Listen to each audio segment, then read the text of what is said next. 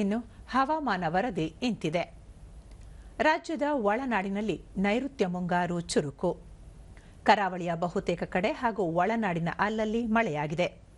ವಿರಾಜಪೇಟೆಯಲ್ಲಿ ಅತಿ ಹೆಚ್ಚು 17 ಸೆಂಟಿಮೀಟರ್ ಮಳೆಯಾಗಿದೆ. ಉಳಿದಂತೆ ನಾಪೋಕ್ಲು 16, ಆಗುಂಬೆ, ಧರ್ಮಸ್ಥಳ, ಕಳಸ 12, ಕಮ್ಮರಡಿ, ಕೊಟ್ಟಿಗೆಹಾರ 11, ಶೃಂಗೇರಿ 10, ಹುಂಚದಕಟ್ಟೆ, ಬೆಳ್ತಂಗಡಿ, ಯಲ್ಲಾಪುರದಲ್ಲಿ 9, ಖಾನಾಪುರ, ಕೊಪ್ಪ, ಸೋಮವಾರಪೇಟೆ 8, ಪೊನ್ನಂಪೇಟೆ, ಸಿದ್ದಾಪುರ, ಕದ್ರಾ, ಬನವಾಸಿಯಲ್ಲಿ 7 ಸೆಂಟಿಮೀಟರ್ ಮಳೆಯಾಗಿದೆ.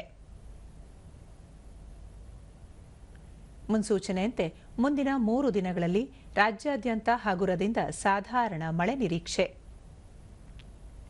ಕರಾವಳಿ ತೀರ ಪ್ರದೇಶದಲ್ಲಿ ಗಂಟೆಗೆ 45ರಿಂದ 60 ಕಿಲೋಮೀಟರ್ ವೇಗದಲ್ಲಿ ಗಾಳಿ ಬೀಸಲಿರುವ ಹಿನ್ನೆಲೆಯಲ್ಲಿ ಮೀನುಗಾರರು ಸಮುದ್ರಕ್ಕೆ ಇಳಿಯದಂತೆ ಮುನ್ಸೂಚನೆ ನೀಡಲಾಗಿದೆ.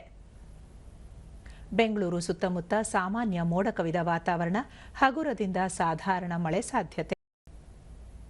ಗರಿಷ್ಠ 29, ಕನಿಷ್ಠ 21 ಡಿಗ್ರಿ ಸೆಲ್ಸಿಯಸ್ ತಾಪಮಾನ ದಾಖಲು ನಿರೀಕ್ಷೆ.